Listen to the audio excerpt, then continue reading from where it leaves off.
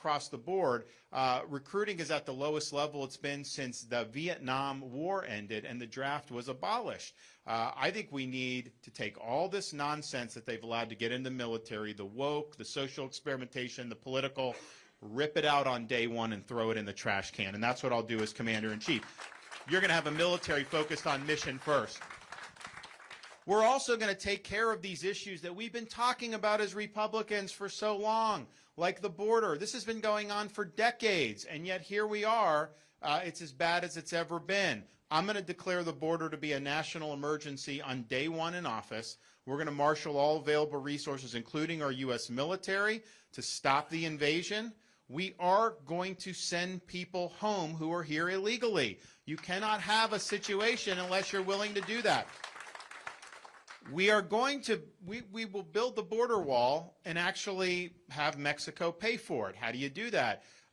What you do is you charge fees on the remittances that workers are sending to foreign countries. Billions of dollars a year you'd be able to take in, plow it to the wall. You know, if we did have a wall like Trump promised, Biden would not have been able to bring in 8 million people illegally. A wall's a physical fact of life. It makes it so that you can't just open the border the way Biden has done. So I think we need to do that. I think it's important. But we also need to understand the root of this problem is the Mexican drug cartels. They are bringing people across. They are engaging in human trafficking, sex trafficking, and of course they're bringing massive amounts of fentanyl into this country. They're invading our country and killing our people. President not only has a right to respond to that, you have a duty to respond to protect your people. So we're going to designate them to be foreign terrorist organizations, and I'm going to authorize the use of military force to put down the cartels and to save American lives. I'm sick of seeing people in our communities dying because of this poison. So we're going to do something about it. And, you know, in Florida, people say, I get involved in illegal immigration, fighting it. You know, you're not a border state, the media will say. Well, we're a maritime state, so I have boats from Haiti and Cuba, and we've put stuff, we've helped the Coast Guard stop that, interdict, send people back. When they see that that's happening, fewer people try it because they know there's going to be enforcement. But we've also done things in Florida like ban sanctuary cities, and we're not going to allow any of these blue states to have these sanctuary cities anymore. We're going to hold them accountable. They need to enforce the law. You have places like California, you'll have illegal aliens that have been deported before, that are under criminal charges, and ICE will want to take them and deport them, and the local authorities will not cooperate with the federal government. So they'll release some of these people back on the street, and what ends up happening? They end up committing more crimes. It's like clockwork, so we're not going to stand for that. But we have banned that in the state of Florida. We are not a sanctuary state, and we do not allow sanctuary cities. I also sent troops to the border to help Texas. Part of the problem that Texas has had is that the federal government will not allow the states to enforce federal immigration law. I will allow that as president. We're going to have states, sheriffs, all hands on deck to enforce the law. Someone comes across the Texas border, Texas should be able to send them back. You don't give somebody a sheet of paper and say, come back 2 years for a trial. It's ridiculous. So we're going to have a new approach on that. And in Florida, we've helped Texas, and we're proud of it. And then we've even transported illegal aliens to sanctuary jurisdictions like Martha's Vineyard. You see what's happened in New York City with Texas. These folks want to impose open borders on the rest of the country, but they do not want to have to live under the consequences of their own policies. And so you see how they respond when they have to deal with what other communities are having to deal with. We're not going to let people in illegally, of course, but to the extent people are there and have some type of right to be there, it should be the sanctuary jurisdictions that have to deal with the problem. It should not be states like Iowa and Florida that are doing things right. So you're going to see a new approach to this border. You're going to see one that's actually successful. We are not going to drop the ball on this. I do not want to be in a situation where we say, oh, we didn't do the wall, we didn't do this for all these reasons. No, no more excuses. You got to get the job done, and we are going to get the job done. The other thing is you look at how the federal government spends money, how they conduct themselves in Washington. You know, in Florida, we've cut taxes every year by record amounts. We've run budget surpluses. And since 2019, we've paid down 25% of our state's total outstanding debt. Florida has the lowest debt per person ratio in the entire country. Every Floridian, an individual Floridian share of our state debt is $661. What is your share for the U.S. federal debt per American? $100,000. I think we're doing it right in Florida and showing that it can be done. And we vetoed wasteful spending. We've kept the government in check. Talk about the size of government. State of Florida has millions of more people than New York State does now, and yet our budget is half the size of New York's budget.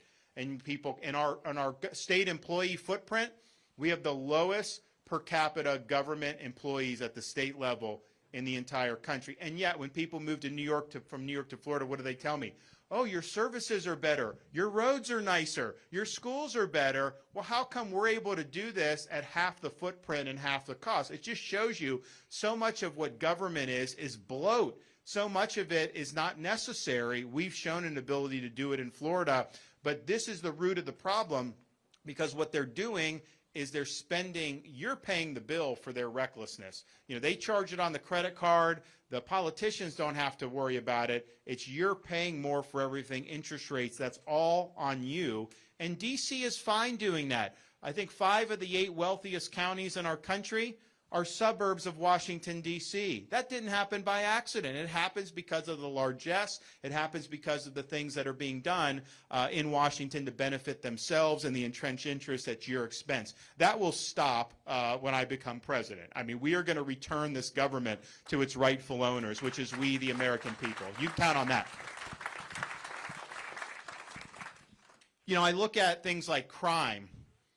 You have part of the crime epidemic is you have prosecutors that are getting elected on a political agenda, oftentimes with funding by people like George Soros who have an agenda, and they get in and they do not want to enforce laws that they disagree with. So they let people do things. For example, in Los Angeles, you can get mugged and the chance that the person is prosecuted is very, very slim. It's just kind of a fact of life because the prosecutor doesn't believe it's okay to do that. We had 2 of those prosecutors in Florida, one in Tampa, one in Orlando. They didn't want to enforce laws that they disagreed with. I didn't just sit on my hands. I removed both of them from their posts. They're gone. We need leadership. We need to restore the rule of law in this country. You cannot have the inmates run the asylum. You cannot have a prosecutor pick and choose which laws are valid and which laws aren't. You know, if you don't disagree with the law, resign your post and run for the legislature and try to change the law. That's the way it goes. You don't just ignore the law, but that has fueled massive rise in crime in these cities. And look, a lot of these are deep blue areas, but I just don't think as Americans, we're not going to be successful if every urban area is crime infested. I mean, I was in San Francisco a couple months ago, and you hear stories about people defecating on the sidewalk and just using drugs. And sure enough, I got there within 5 minutes. I see a guy on the sidewalk just relieving him. I'm like, this is crazy. When have we ever seen this? All these people in these open-air drug markets. It's like society has collapsed. Enough of this. We need to have rule of law. We need to take care of business. Every family should have the right to raise their kids in peace and security from coast to coast. And we don't have that right now. That will change when I become president. You're going to see a new sheriff in town. You're going to see a lot of different things that are going to be happening. And I think about the political class and the political system. Yes, you want to elect a good president, and if I'm the nominee, we'll win the House and Senate, and we'll have coattails. You know, in Florida, we had massive coattails. We have super majorities now, school board, everything, you name it, we did it. That's what we need nationally, and it's important, and you can do some good things. But the long-term trajectory is poor unless we have some really fundamental reform. You need term limits for members of Congress. You need a balanced budget requirement for the Constitution. I've got to balance my budget in Florida. Why should the U.S. government not have to balance its budget? It's always the path of least resistance to put it on the credit card. Then the politician doesn't have to deal with any of the consequences directly. We also need to give the president a line item veto. You know, when I have budgets on my desk in Florida, I can hack out individual pork barrel spending projects. And so I vetoed, one year I vetoed 3% of the budget doing that. In Washington, they'll put a massive bill on your desk as president. You either sign it, the whole thing, or veto the whole thing. But I think if you had that line item, you could take out so much waste. I mean, why should your tax dollars be used to be spent to promote transgenderism in Bangladesh, which it does do now. It's unacceptable. So if you have that tool, you'll be able to do it. So we're going to push for some significant reforms through Article 5 of the Constitution. It'll be the states that are going to be driving it. Florida, we've already certified things like this, really significant. I'm sure South Carolina's been involved in it as well. Washington is not going to willingly reform itself. It really is going to take we, the people, to rise up and to force this change. So we're going to do that for them. Our military, we do not have the military we need to be able to deter threats in this world. Biden has invited a lot of instability in the world. He's invited a lot of bad guys to try to take advantage of him. It's just a lack of leadership. It's a lack of strength. But our military itself does not have what it needs to deter countries like China in their designs in the Indo-Pacific. So we're going to rebuild that. Yes, we're going to fix the culture. We're going to do all that, but we'll rebuild the military. And my philosophy is peace through strength. If you're strong and people respect you, they are not going to want to mess with you. When they mess with us, it's because they perceive weakness. Biden is the epitome of weakness, and I think we're going to have another rocky year in 2024, unfortunately, but help will be on the way for that, and you will see a big difference starting in January 2025. Of all the people running for president, I'm the only one that has delivered on 100% of the promises that I've made to people, and you can look at what we've done in Florida. And it's, you know, Josh makes a good point. Not only what we did in Florida, but we really set the standard so that a lot of the other states, you know, South Carolina was a very red state. Under Haley, they weren't doing very much, and then now they've been doing a lot more. Obviously, Iowa and Florida have worked very collaboratively together to kind of challenge each other. You've seen other states that have had to go in a stronger direction because of the leadership we've had in Florida. So we're proud of that. We're proud of delivering. And, you know, my view is I can sit here and say things. I don't say things idly. If I'm telling you something, then I have a plan to put it in practice. And I'm not just going to say things to get through a campaign and then kind of forget about it. So you can take that to the bank. The other thing I've done is if you look at the people who are causing these problems in our country on the left, I'm the only one running for president that has beaten these people on issue after issue. We beat the teachers union on keeping kids in school during COVID, on universal school choice, and now most recently we did paycheck protection, no more forced union dues. And so you have unions like teacher union, like in Miami-Dade, is about to be decertified. We beat the left when it came to crime and Soros by removing those prosecutors. We beat Fauci on COVID when they were attacking me for having kids in school, keeping businesses open and doing that. We beat the Democrats on election integrity. We have universal voter ID, a ban on ballot harvesting, a ban on Zuckerbucks, transparent, efficient elections in Florida, the envy of the nation. On and on it goes. We beat the far left on banning China from buying land in the state of Florida. No farmland, no land near military bases, none of that. So you need somebody that's going to fight for you, and a lot of Republicans won't even do that, of course, but you need someone that's going to win for you. And yes, win the election, and of everyone running for president, I have by far the best electoral track record in terms of actually winning big elections. But it also means winning on these fights. It means that we need to beat the left on all these issues. Otherwise, an election is just kind of a Pyrrhic victory. If they're able to continue their march through all these institutions and keep racking up victories, you may be able to stop some of the worst abuses, but we're not really changing the trajectory. So I'll win so that we can change the trajectory of the country. And then finally, you know, you need a leader. It's one thing to be right on policy, but a president's got to be somebody that can lead. And you got to be able to articulate a vision that people can get behind, and you got to be willing to stand for that vision, implement that vision, even when they're gunning for you. And they are going to gun for you. When you go up to Washington, the bureaucrats are going to revolt, the media, the left, everyone's going to want you to fail. Every single day it's going to be about trying to trip you up. You got to have that rudder, that compass set to true north. You got to understand that the day-to-day nonsense that gets put out there by the media and all doesn't matter. What matters is, are you delivering for the people that sent you to office? And you got to have some humility about this. A president is one person, and yes, you put the vision, You have to make the decisions, and it's important, but you need a lot of people around you who share the vision, who can work in the White House, who can work in these agencies, and will bring these policies to bear in a really, really significant way. Hubris is the enemy. Ego is the enemy of a good, strong president. You know, we don't want a King Saul type situation. We want somebody that is a servant leader, that understands ultimately the future of our country is in God's hands. Our rights come from our Creator, not from the government, and we need to do all we can to make sure that everyone is able to realize their God-given potential, and that's what I'll do. So I'm happy to take some questions. I'll just end with this.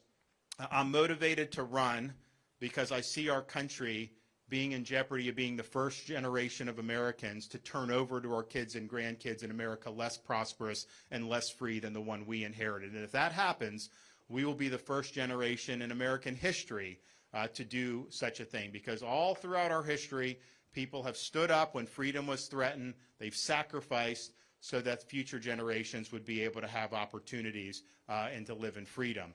And I'm motivated because we have a first grader, kindergartner, and pre-K3 at home. So my wife and I, these education issues are personal to us.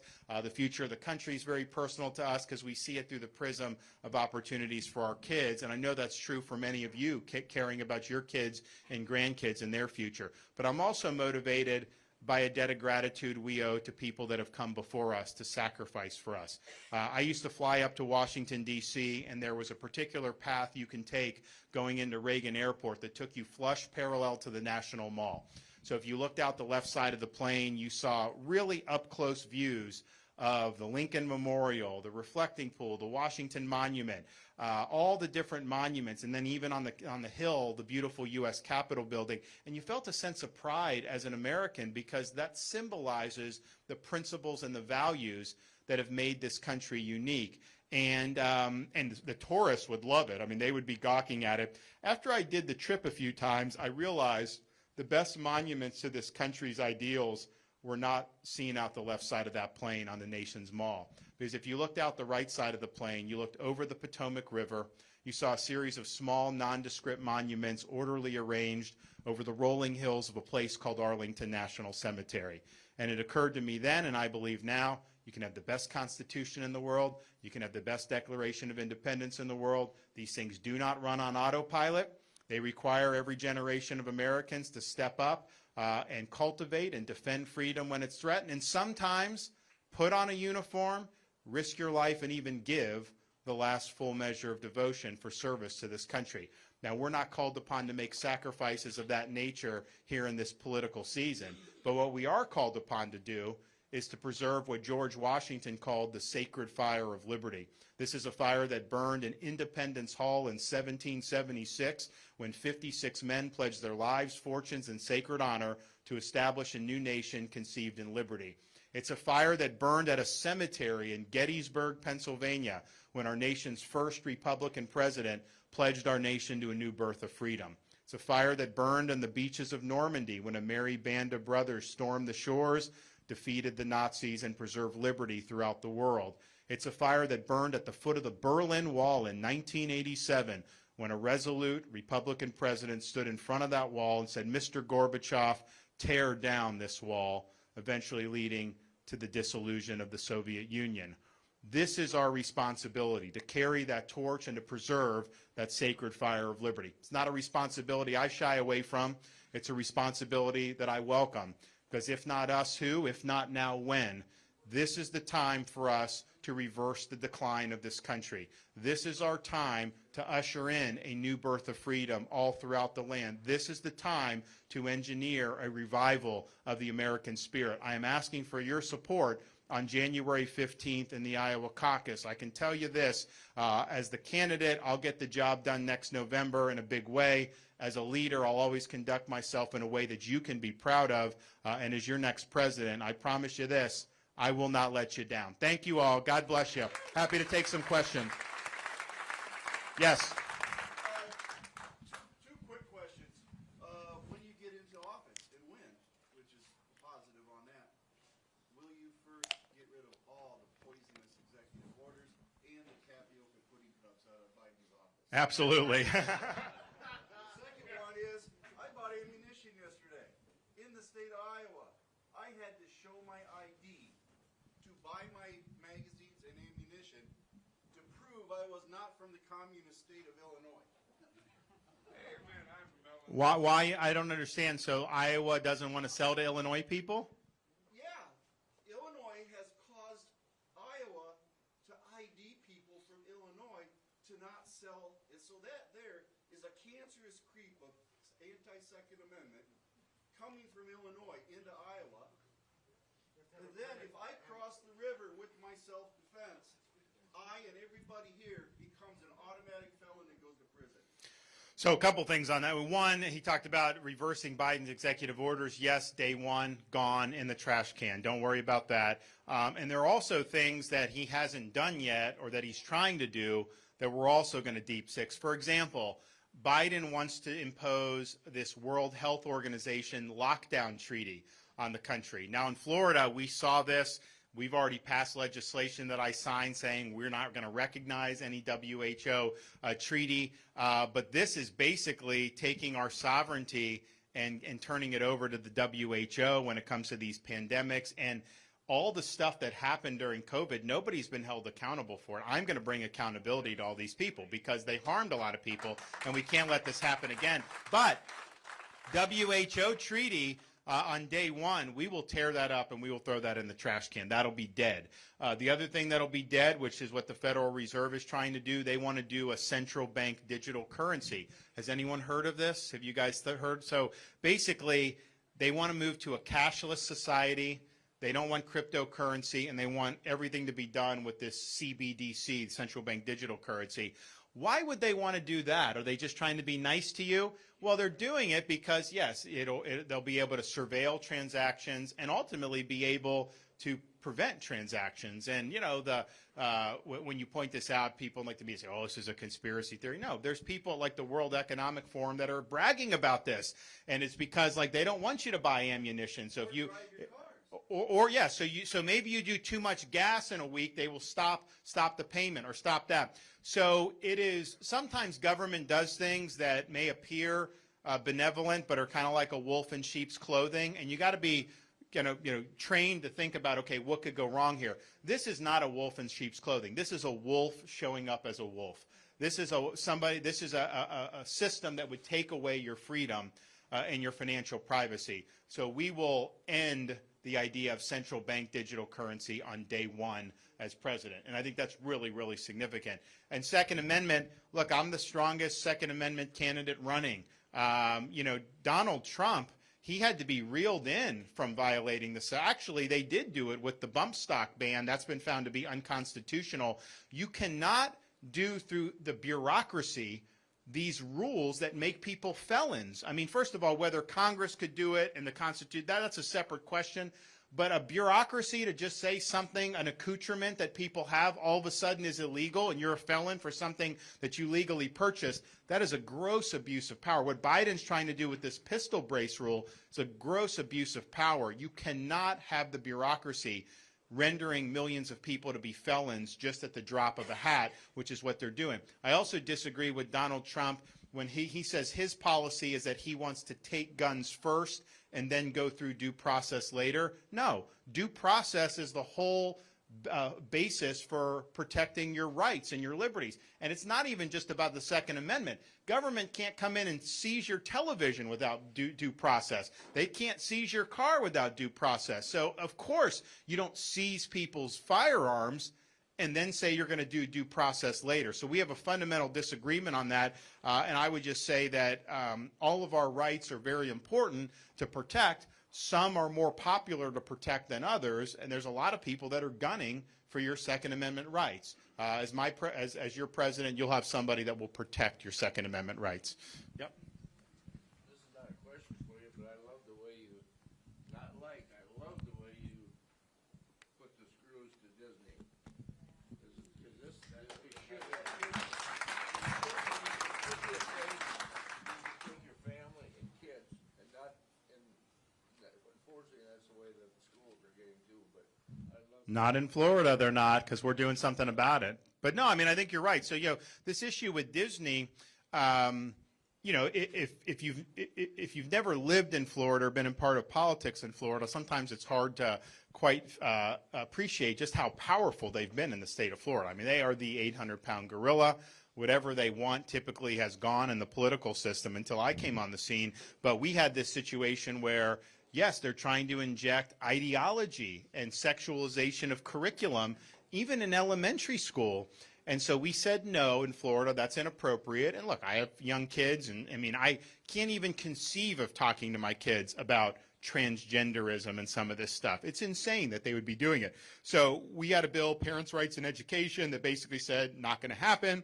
The left opposed us, the media opposed us. Well, we understood that. But then Disney came out, and a lot of people are like, oh, forget it. There's no way you're going to be able to do it once they come out for it. But, you know, my job is to lead for the people that elected me. It's not to subcontract out my office to a woke corporation based in Burbank, California. And I just won't be a part of that. So we dug in. We did what was right. And the kids in Florida are better off. But there's a larger issue at stake here about woke corporations generally, but then also specifically about why would a company like Disney want to get involved in this stuff? That's not in the best interest of their shareholders. It's supposed to be a family company. Why would you want to alienate your core audience of parents when you're doing it? And they've had a lot of financial problems since. They've had a lot of problems with their programming because it's all about an agenda rather than doing what I think is more marketable and what would be better. So you've seen kind of these companies be skewed in different ways. This whole ESG, have you guys heard about ESG, environment, social governance? It's basically a ruse that justifies big corporations to use their economic power to advance a social or a political agenda. Because normally, especially if you're publicly traded, you have a fiduciary obligation to the shareholders to produce value.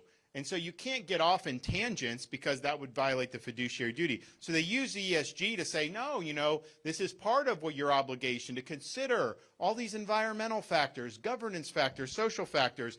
And they want to go after Second Amendment. They want to go after fossil fuels. They want to go after agriculture. They view agriculture as a huge problem because of greenhouse gas and all this other stuff. They don't want meat.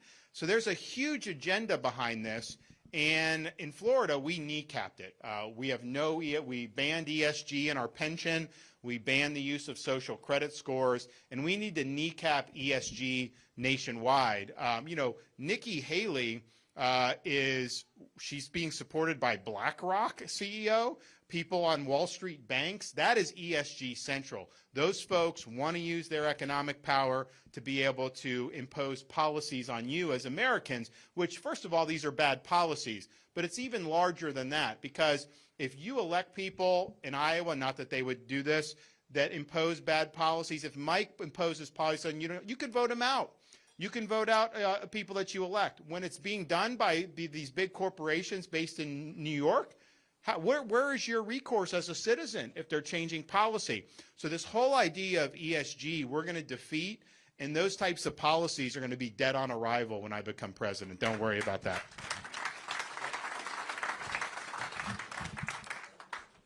What are we going to do about this migrant mess? End it. We're going to stop it. A couple things. Yep. No job skills, language barriers. We can't feed them. Why should we? Why should we house them? Well, no, I think it's a great point. I mean, you literally have, so when the war broke out in Israel, Hamas-Israel war, and I'm the governor of Florida, we have a relationship with Israel. I've got Israeli Americans in large numbers. I've got other folks that go back and forth. So I knew it was going to be a big issue for our state. So I was trying to figure out, okay, what does this mean? Well, a couple days go by. Biden, State Department, Embassy weren't helping Americans flee the war zone. So they were desperate. So I did an executive order in Florida. We scrambled planes, and we rescued over 700 people and brought them back to the United States of America. I didn't charge them for it. I didn't do that. It was something that in a time of crisis, you got to step up and lead. Now, what Biden was doing after that is they were dumping people in Greece, and then people had to get home from Greece on their own. But they were sending a bill to the Americans who they dumped in Greece. And I'm thinking to myself, if you come across the border illegally, they'll put you on a plane. They'll fly you all across this country, no charge. They will put you in hotels, no charge to the illegal, and you're paying the bill. Yet an American citizen fleeing a war situation gets a bill sent to them. Talk about putting the American people last. What a joke this is. But yeah, you're right. I mean, part of it is the sheer number of people. We cannot have mass migration in this country, whether it was legal or illegal. It's too many people.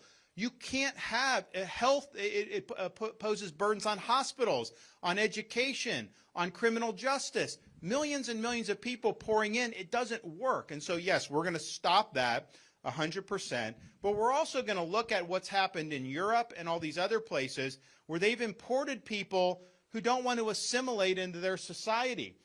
You look at what's happening on these college campuses. We have kids on foreign student visas that are protesting in favor of Hamas. I'm sorry, you don't have a right to study here as a foreigner. It's a privilege. And if you're going to use that privilege to make common cause with Hamas as president, I'm canceling your visa and I'm sending you home. I'm not going to deal with this. We don't need to. Life's too short. People that want to come to this country, nobody has a right, like they were talking about bringing in refugees from the Gaza Strip. I said no. Why would we want to import the problems from the Gaza Strip into the United States? Is that good for you as an American? Is it good for? Of course it's not. That's part of an agenda. So we're not going to do this. People that want, if anyone comes to this country, they have to accept the founding ideals and principles of our country, and they have to be willing to assimilate into this country. And if you're not willing to do that, then fine. We're just not going to deal with it. Yep. Why did we leave our translators in Afghanistan and Iraq who fought beside our troops, defended our troops? We promised them they could come here, and we left them. Well, because I think Biden just broke faith. I mean, I think that when he leaves all that equipment in Afghanistan, when we have 13 people killed in the melee that ensued, he didn't leave with honor. He left with dishonor, and it's been a big stain on this country, particularly with all the sacrifices that have been made. So it's just a lack of leadership, and it's somebody that just doesn't have his head on straight when it comes to these issues. And it's been a bitter pill to swallow. I served in Iraq. I did not serve in Afghanistan, but I can tell you how that Afghanistan debacle unfolded. That's been lasting wounds for a lot of our post 9/11 veterans, and Biden is solely responsible for what happened there. Yes. As a survivor of gun violence myself, what will you do about gun violence?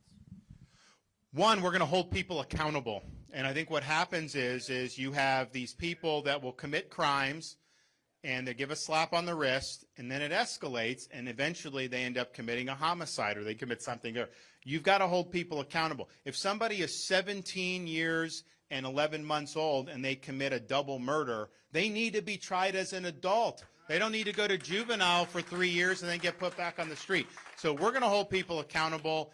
You have to enforce laws. If you're committing criminal act, and as a big Second Amendment guy, I think it's important because I think it helps enforce the law. I think it helps deter crime. If somebody knows that they could be in an area where people are concealed carrying, they're going to be much less willing to want to do anything bad because they know they can face resistance. So I think it contributes. But at the same time, if someone's using a firearm to commit crimes, we're going to hold them accountable. We're not going to give them a slap on the wrist. We're also going to do, I can tell you in Florida, we've done a lot with school security where we have we've put a lot of money into it.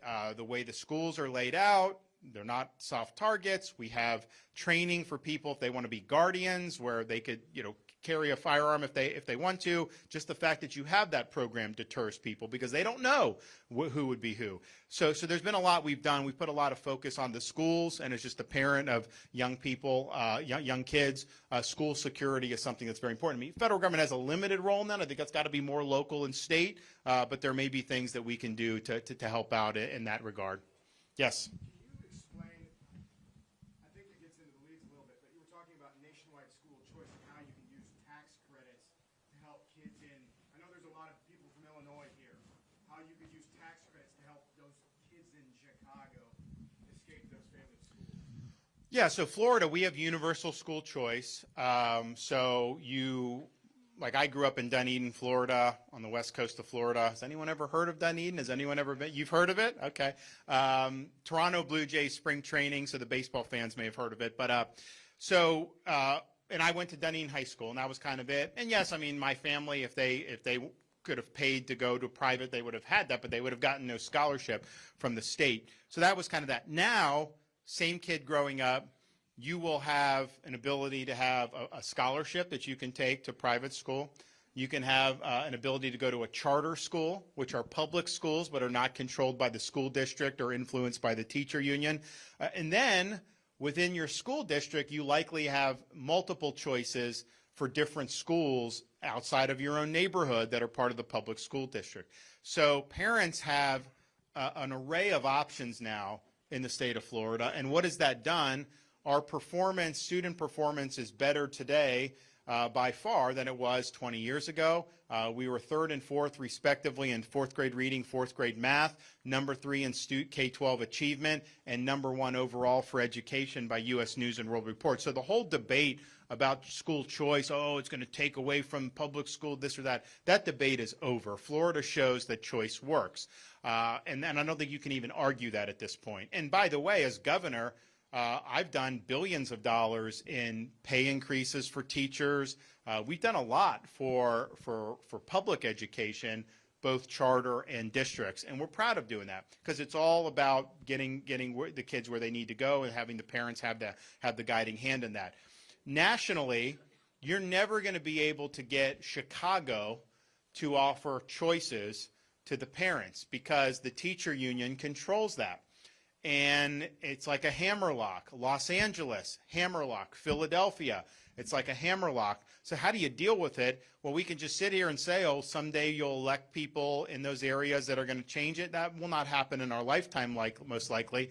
So we have an opportunity from the federal level to do a program through corporate tax credits, which is similar to what we started in Florida, where a corporation can just write off a certain percentage of their tax liability. It goes to a scholarship, an entity that runs the scholarships, and then parents can apply all across the country. We did 100,000 kids, both administrative costs and scholarship, for $1 billion in Florida.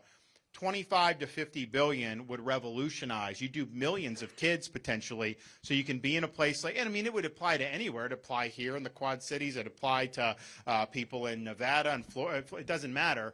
But you talk about the areas where there's less hope, like a Chicago or a Philly. All of a sudden now those parents are going to be able to access scholarships and liberate their families and these kids from systems that are failing them. And what happens is when people see that there are those scholarships available, it creates entrepreneurship in education. People will start schools knowing that there's a stream of revenue that they can tap into with these scholarships. So in Florida, we've got a lot of stuff. I mean, we have charter schools that are chartered by Hillsdale College out of Michigan, which is classical education. You know, we've got private schools that run the gamut from Christian schools, the Jewish day schools, everything in between. And then parents can make decisions, and these schools have to compete for students. So we'll do that nationally. It'll be a relatively minor expense in the overall budget, but it'll be a huge step in giving people all across this country the opportunity to get a good education. Yes? Even though Iowa's a Republican state, there's a lot of schools that still have the transgender and all that. Like, not far from here, like 30 minutes, there's a school that spent a lot of money on transgender stuff. And you think that's wrong?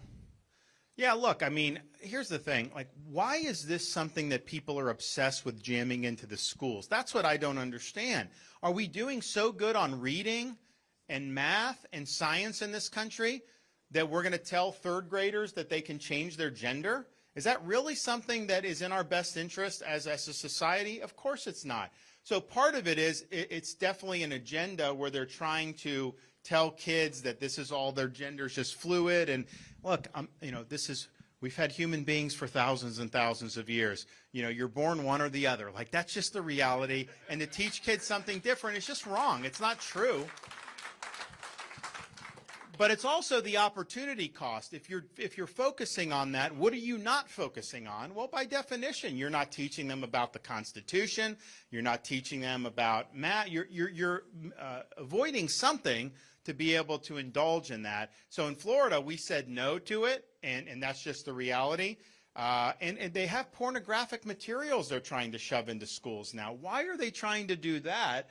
When parents, in Florida, parents have a right to inspect the curriculum. So when they figure out some of these things that are clearly not age or developmentally appropriate, they will go and they will confront like the school board with it, and like nobody defends it. In fact, a lot of times the parents aren't even allowed to recite what's in these materials because they're too graphic to air in a public forum. We actually have a law now in Florida that says if the school board meeting, if they will not let you recite the book, then by definition it's not age appropriate to be in school for that. So you have this stuff, and it's part of an agenda, which I just don't understand how that's good for our kids. I don't understand how it's good for the country. So we've led in Florida on that. Part of it is there's things you do at the state level, which is important, but then some of these school boards and the unions can fight you. So you got to you're always having to do these battles. I mean, for example, in Florida, when we did our Parents' Bill of Rights, I signed it, and then this was like when COVID was first going on, and I signed it, and then I said, you know what, pursuant to the Parents' Bill of Rights, school districts cannot force these kids to wear masks. That's up to the parent. And some of the school districts defied me. We did litigation, and we eventually won that.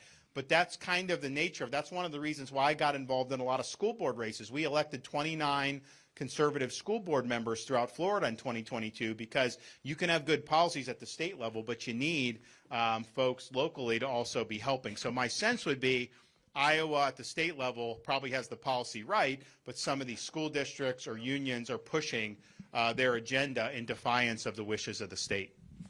Yes. What would you do differently in Israel and the Ukraine than what we see today? Good Lord. I mean, talk about feckless leadership. I think neither likely would have happened if we had strong leadership in the White House. Partially the Afghanistan withdrawal, I think, greenlit a lot of people to do a lot of bad things. Obviously, Hamas would want to attack Israel no matter what, so it's not like that's only because of Biden. But I think what Biden did was he came in and he loosened the screws on the Iranians. So they got so much more revenue going into Iran, and when Iran gets that, they're going to export jihad around the world. So they're going to fund Hamas, they're going to fund Hezbollah, and I don't think that the attack would have been able to be orchestrated without the aid and comfort of the Iranians and the regime there. And so in that sense, I think Biden has really put us in a difficult situation. The thing about the Israel situation, I'm a strong supporter of Israel. I have a great relationship with a lot of people over there. My state is generally viewed as the most pro-Israel state in America under my leadership, and I'm proud of that. And we need to support them, but they really aren't asking us for much. What they're asking for is to just be in public and private, be very resolute that they have a right to defend themselves. And instead of trying to undercut them and kneecap them every step of the way, let them do what they need to do so that this doesn't happen again. And what they're facing is they're facing a terrorist group that wants a second Holocaust. This is not just like some, random skirmish that happened. Hamas would kill every Israeli if they could. They would end the state of Israel. That's their goals, to end the state of Israel. So we need to stand strong here. And also, when I see this stuff on college campuses, you'll see this, like they're protesting in favor of Hamas. I think some of these people, are really probably big problems, but I think a lot of them are just ignorant. I don't even think they know what they're protesting. And one of the signs of that is when they say that Israel is somehow a colonial power, like that just shows you, first of all, these lands like Judea and Samaria, that goes back thousands of years, the Jewish connection to that. Look at the Bible. That is where this all happened. They're the ones, the Jews got displaced from that land. I mean, they're not just interlopers, so they've had a connection to that land for thousands and thousands of years. But then you look more recently, 1948, the UN had a partition plan, a Jewish state and an Arab state. The Jews accepted it and did Israel. The Arabs rejected an Arab state. And so they attacked Israel to try to destroy the Jewish state in its infancy, and they lost that war. Then they were preparing to invade in 1967, and Israel preempted that. Then they invaded on Yom Kippur in 1973. Israel defeated that. Then they've done these intifadas for decades now. So they had an opportunity to have an Arab state. they rejected that, and then they've lost these conflicts. So Israel, in terms of this area, is disputed, not occupied, and Israel has the best claim of right over any of that. So to try to act like Israel some type of colonial power is just not true. I think it skews a lot of the discourse. And how is it that you have like the United Nations, a corrupt, useless organization, which, by the way, we will defund when I'm president because I don't need them. But how is it that you have the United Nations, most of their efforts are used to attack Israel? And this is even before this conflict. Resolution against Israel, resolution against Israel. They have Iran on the Human Rights Council. I mean, it's such a farce. But you have all this opposition against one country, the world's only Jewish state. So that shows you the anti-Semitism that's out there. And I'm a big supporter of Israel. You don't have to be. You can criticize Israel's policies. But when you're turning a blind eye to all this other stuff in the world and the only focus you have is there, you got to wonder what's motivating some of that. So I think there'll be a new sheriff in town when I'm president. I think you'll see strong leadership. But ultimately, all these issues are important. I think the one issue that is the biggest challenge for us is the deterrence of China, because I think they're the only country that really represents a peer competitor to us. Their economy is almost as big as ours. Their military is gaining on ours. You know, during the Soviet, the Cold War, the Soviet Union, their economy was a fraction of the size of ours. And their military, you know, they had a pretty big military, obviously nuclear weapons, but from an economic perspective, they would not have been able to sustain a conventional conflict as long as we could have, given our wealth. China wants to pass us economically and militarily, and if they do that, and if they become the dominant power in the world, they are going to use that perch to export their authoritarian ideology. And you will feel that as an American, and it's not going to work out well for this country. So we still have time to prevent that from happening, but time is running out. That'll be a day one priority for us. We're going to have to rebuild deterrence in the Indo-Pacific. We're going to have to reshore some of these key industries back into the United States so that we're not dependent on the CCP. And we got to get after their influence here in the United States. They should not be buying farmland or land near military bases. They shouldn't be involved in our universities. And so we're going to get strong on that. We're going to get tough. Okay, yes, sir. So this is more not a question, it's more of a statement. I want to thank you for the fact that you've spent this whole time telling us what you will do instead of attacking the other candidates. I watch the debates, and it's tough sometimes because I see you up there trying to do that, and all they do is attack. So it's great to see you coming here and telling us, hey, this is what I'm going to do, instead of just trying to bash them. I really appreciate that. Yeah, no, well, so it's interesting. So we're going to do a debate. I've been asking for a debate in Iowa. So we are going to do a debate in Iowa on January 10th. And I think, and Trump's not willing to debate, so it'll just be Nikki Haley and me. So that'll be a 2-hour debate with just 2 candidates. So I think that's better because, you know, when we started, we had 8 people, and it's like, that's not a debate, right? That's like those are like, you know, press conferences side by side and the crosstalk. So when you have 2, you know, you can kind of, you know, have the whatever exchanges you need, do that. So I think that'll be good. You know, I think that Trump, you know, his refusal to debate, you know, to me, that's a slap in the face to the people of Iowa. The fact that he's not willing to ask you for your vote, the fact that he's not willing to defend his record, the fact that he's not willing to answer questions. I mean, he was going to do an event in Northwest Iowa, and the university said, if you do it, you have to answer questions from students, and he's not willing to do that. Are you going to pardon him? Not willing to answer that. Well, that's a whole different story because, you know, that we got to move on as a country. And so, you know, I've addressed that, but that's a different thing. But why would he not be willing to come and get on the stage and articulate his plan for the future? And I think that, one, I don't think he's the same candidate that he was in 2015, 2016. He's lost the zip on his fastball. He's promising a lot of the same things in 23 and 24 that he promised in 16 and didn't do.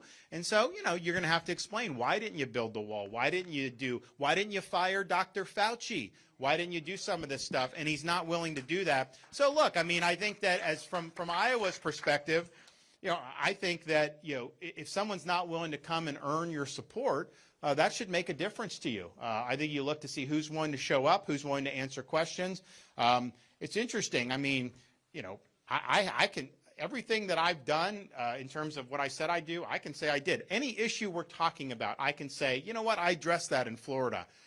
And show you the track record. I'm proud of that, and I'm proud of the fact, I mean, the proof's in the pudding. We're the #1 state for in-migration, #1 state for economy, lowest per capita debt in the country, one of the lowest per capita taxes in the country, #1 in education, #1 in education freedom, 50-year low in the crime rate. That's just the reality, and it's just because of leadership. So I think everyone should get on the stage. I think they have an obligation to debate. I think they have an obligation to show up in venues like this and answer questions from people. If you're not willing to do that, then I don't think that you're the guy that Iowans should support to be the nominee. Because the final thing I'll just say, I think Iowa has a great role to play here because, you know, the media wants you to think your vote doesn't matter. They want to think that there's not a contest here. They wouldn't be saying that unless that they have some type of an agenda at play. And I think they look at a guy like me and they know that not only would we beat the Democrats, and it may be Biden, it may be Harris, it may be Newsom. I've already debated him. I'll handle that again. It's fine. But even more than that, they know I'm the guy that will actually follow through on all this. And I think that they see Trump as being a guy in 2024. It'll be all about these side issues. It'll all be about a referendum on him and everything. And the fact is, you know, he's the best turnout operation for Democrats they've ever had. He will turn out so many Democrats just to vote against him. And I think that I think a lot of people in the media want to see that happen. So, you know, we have a choice to be how we go forward. And with me, you know, you'll get a candidate that'll get the job done and then deliver for you as president. And that's all that really matters. The rest is all just window dressing. So I look forward to January 15th. If you've already committed to caucus for us, thank you. If you haven't, hopefully you'll sign up with us today. And for those who are supporting, bring in some more people. Bring a friend, bring a neighbor, bring a coworker. You guys, I mean, you're talking about, you know, 150, 200,000 people that are going to have a really significant impact on the future of the country. So I think people should want to be a part of that. So I'm asking for your support. Thank you, and God bless you all. Appreciate you.